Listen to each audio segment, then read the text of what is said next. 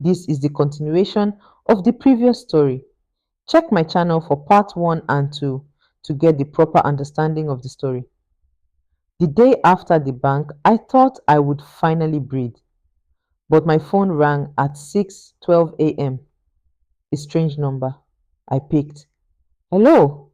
A man's voice said, Madam Ada, this is the bank fraud unit. You must come today. Now. My stomach dropped. Why? He said, because the second loan has already moved. The money is gone, and your BVN is still tied to it. I sat up fast. But I wrote the statement, he replied. Yes, but we need you to confirm more things. If you delay, it can affect you. I hung up and just stared at the wall. So even after I spoke, my name was still in danger. At work in IKEA, I tried to act normal. I smiled small. I greeted people, but my hands were shaking. Then my boss sent me a message. IDA, come to my office now. My heart started beating fast. I entered her office. She did not smile. She turned her laptop toward me. On the screen was a banking alert that had been forwarded to HR. BVN restricted fraud investigation. My face got hot. My boss said, Ada, what is this? I swallowed. Ma, it's a family problem. My husband, she raised her hand. Don't give me long story. Will police come here? No, I lied quickly. No police. She stared at me. I like you. You work hard, but I don't want trouble in this office. I nodded fast. I understand, ma. As I walked out, I heard two co-workers whisper, That's her, the one with bank issue. My throat tightened. So this is how shame spreads, not with proof, just with noise. My phone buzzed again. It was Kunle. I didn't want to answer, but I did. He sounded weak. Ida, please, don't let them arrest me. I said, You should have thought about that before you used another woman to sign as me. He began to cry. Mama pushed me. I panicked.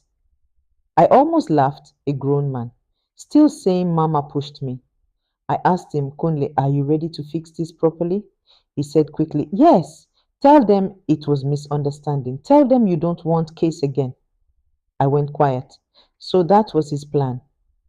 Not to tell truth, to silence truth. I said, No. His voice changed. Ada, you want to destroy me. I replied, Kunle, you already destroyed me first. He dropped the call. 10 minutes later, my phone beeped. Bank alert. My eyes widened. Debit, loan repayment, auto. My knees went soft. They were already taking money from my account.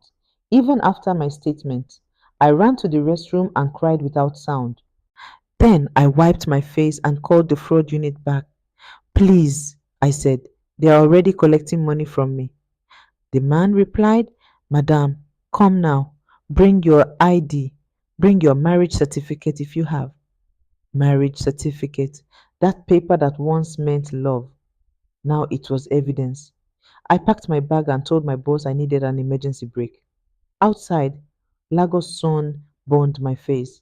A keke passed, honking loud, and as I stood by the road to enter a ride, I heard someone call my name. Ida! I turned. Kunle was standing there, not alone. Two men were with him.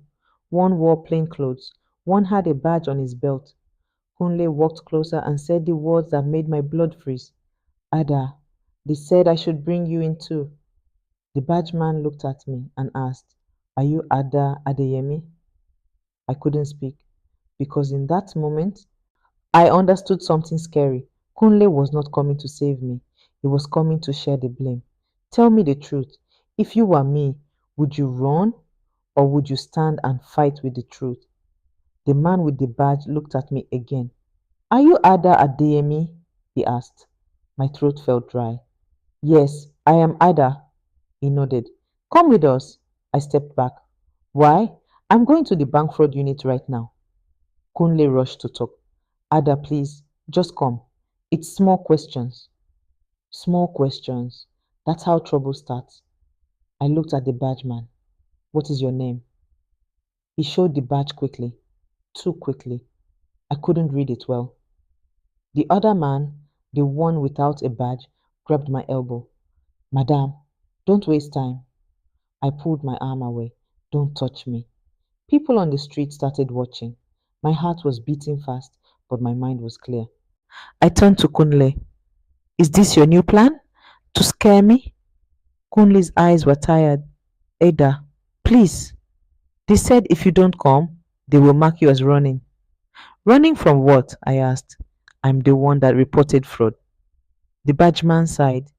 Madam, stop talking. We have instruction. From who? I asked. He didn't answer. That was my first red flag. I took out my phone. I'm calling my friend. The man without a badge snapped. No calls. I held the phone tight. I will call? He reached for it. I moved back fast and raised my voice. Help! This man wants to take my phone. People stopped. A woman selling pure water shouted, Leave her all! The badgeman's face changed. He lowered his voice. Madam, calm down. Nobody wants to hurt you. I stared at him. Then tell me where you're taking me. He finally said, Alagbon. My stomach dropped. Alagbon. I knew that place was serious. Kunle whispered, Ada, just come. If you cooperate, it will end fast. I almost laughed. Fast? Nothing has been fast since your mother entered my bed. I looked around again. More eyes were on us now. I spoke clearly. I will go, but I'm going in my own ride, and I'm calling a witness. The badgeman wanted to argue, but the crowd was growing. He nodded like he had no choice. Fine, but don't try nonsense. I called Efeoma with shaking fingers. Efeoma, I said fast. Kunle brought two men. They say they are taking me to Alagbon. Please come now and tell the bank fraud unit I'm delayed. Efeoma didn't panic. She just said, Stay where you are. I'm coming. We entered their car. Kunle sat in front like he was helping them. I sat at the back, holding my bag tight. My eyes watched everything. Halfway, the man without a badge started talking to Kunle like friends. Olga, you sure she will sign? He asked. Kunle didn't answer fast. Sign? My heart jumped. I leaned forward. Sign what? The badgeman turned. Madam, it's just a paper that says you and your husband will pay the loan together. Simple. I went cold. So this was not about truth. This was about tying my neck to the debt. I looked at Kunle. You told them to make me sign joint liability. Kunle's voice was small. Ada, if you sign, they will release me. Mama is crying. She said she can't survive shame. There it is. Still Mama. Always Mama. I whispered, Kunle, you are ready to bury me to save yourself. He looked away. That pain entered me like hot water. When we reached the gate, I saw something that made my chest loosen a bit. Ifema's car was already there. She jumped out and walked toward us with fire in her eyes. ADA, she called. Don't sign anything. The badgeman froze. Ifema faced him. What is your name? Which station are you from? Show your ID properly. People at the gate started watching too. The badgeman looked annoyed. Madam, mind your business. Ifeoma didn't move. It is my business. She called me. And if you people touch her, I will shout this place down. Then she turned to me. Ada, do you have the fraud unit call log? Show them. I opened my phone and showed the recent call. The badgeman's eyes flicked. And right then, a real uniformed officer walked out from inside, looked at the badgeman, and frowned. Who are you? The officer asked him. My blood went cold again because the badgeman didn't answer. He just took one step back, and I realized the scariest twist. What if this man was not even real police? Tell me, if you were me, would you still trust Conley after this? The uniformed officer stepped closer and said, Oh yeah, all of you enter. Now. And Conley grabbed my arm again and whispered, Ada, please, just do what they say. Conley grabbed my arm and whispered, Ada, Please, just do what they say. I pulled my arm away hard. A filmer stepped in front of me like a wall. Don't touch her again, she said. The uniformed officer looked at all of us. His eyes were sharp. Oh, yeah, he repeated. All of you enter now. The badge man tried to smile. Officer, good afternoon. We are from. The officer cut him off. Stop. I asked you a question. Who are you? The badge man's mouth opened, then closed. The officer turned to the man without a badge. And you? No answer. The officer's face tightened. You people are not from here. My stomach flipped. Ifeoma pointed at Kunle. Officer, this is her husband. He brought these men to force her to sign death papers. Kunle shouted, No, that's not true. I stared at him. Kunle, it is true. You heard them say sign, you didn't stop them. Kunle's voice cracked. Ada, I was trying to save us. Us? I asked. Or you? Mama Kunle's voice suddenly came from behind. Ada! I turned. Mama Kunle was there, breathing hard, wrapper tight, eyes red. She looked like she ran all the way. She pointed at me. You want to kill my son? You want to jail him? Ifeoma laughed bitterly. Mama, you don't even care. This girl can be jailed too. You only care your son. Mama Kunle screamed, Yes, because he is my blood. That was it. That was the truth she never hid. The officer raised his hand. Everybody calm down. Madam, he pointed at Mama Kunle. Step aside. Mama Kunle refused. No, this girl is wicked. The officer's voice became harder. Madam, if you shout again, I will detain you. Mama Kunle went quiet fast. Then the officer faced me. Madam, what is the issue? I spoke slowly, so my voice would not break. Sir, my husband and his mother took loans with my BVN. I reported to the bank. Today, he brought these men to scare me and make me sign a paper to share the debt. The officer nodded. Do you have evidence? I opened my phone. I showed the bank alerts, the loan messages, the restriction notice, Kunle's texts, even Mama Kunle's old threat message. The officer's eyes moved quickly as he read. Then he looked at Kunle. Oga, he said. Why? Kunle's face became wet with sweat. Officer, I was just trying to settle it. She left. My mother was suffering. I didn't know what to do. The officer stared at him like he was tired of excuses. Your wife leaving is not permission for fraud, he said. The badge man suddenly tried to move back again. The officer snapped, Hold them! Two real officers came out and grabbed the two men. The fake badge fell to the ground. I inhaled sharply. Fake. So they were never police. They were just fear in human form. My knees felt weak. Ifeoma held my elbow. Stand, Ada. Stand. The officer turned to Kunle. You will come inside and write a statement too.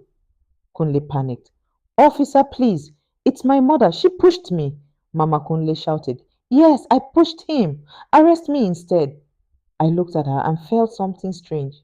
Not pity, just surprise. Because even now, she was still trying to control the story. The officer sighed, Madam, you can't just take blame like that. We will investigate. Everybody will write statement. Inside, they separated us. I wrote mine again. I wrote everything from the bed to the salary to the loans to the fake arrest today. My hand hurt, but I didn't stop. When I finished, the officer said, Madam Ada, we will send this to the bank and also file it properly. For now, your BVN will be protected. The loans will be under investigation. I almost cried from relief. Outside, Kunle sat on a bench with his head in his hands. Mama Kunle stood beside him, rubbing his back like he was a baby. She looked at me and her eyes begged. Ada, she said softly, please, help us. If my son enters trouble, I will not survive. I looked at Kunle. This man let his mother sleep between us. He let her take my money. He let her plan locks. He brought fake men to force me. And still, he wanted me to carry his shame. I asked one final question, loud enough for them to hear. When you were ruining my name, did you think I would survive? Nobody answered. I turned to Ifeoma. Let's go. As we walked away, Kunle called my name. Ada! I did not turn, because this time my silence was not sadness, it was power. And as we reached the gate, my phone buzzed again. A new message from an unknown number. It had one line. Madam Ada, if you don't withdraw the case, we will post your pictures online. My heart stopped because I knew one thing. The fight was not over. End of part 3. If you like this story, comment part 4